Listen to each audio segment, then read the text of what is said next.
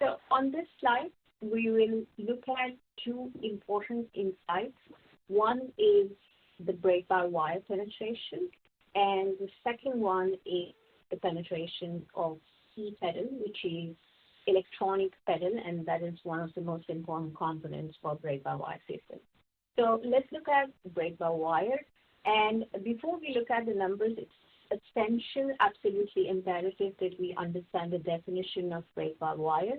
So brake-by-wire is any system wherein it can be decoupled from the booster and there is no mechanical redundancy. So essentially, there is no mechanical connection between the pedal and the brake actuation system. It's a purely by-wire system.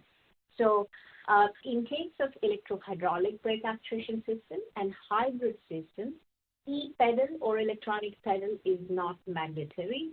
However, in case of electromechanical brake, e-pedal is mandatory.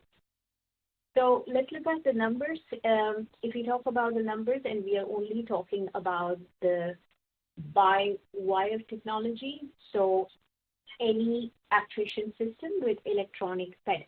So in case of EHB with e-pedal, we have 15% penetration by 2036.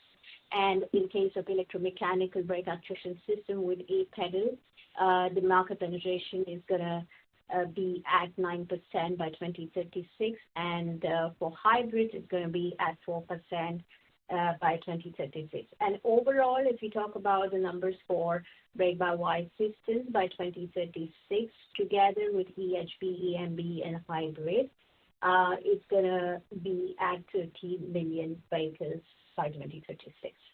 Now, let's look at the e-pedal numbers by region. So for e-pedal, there are three key regions, and Europe stands at number one with 8 million vehicles, closely 8 million vehicles by 2036, and China stands at second with 7.5 million vehicles, and North America at 7.4 million vehicles.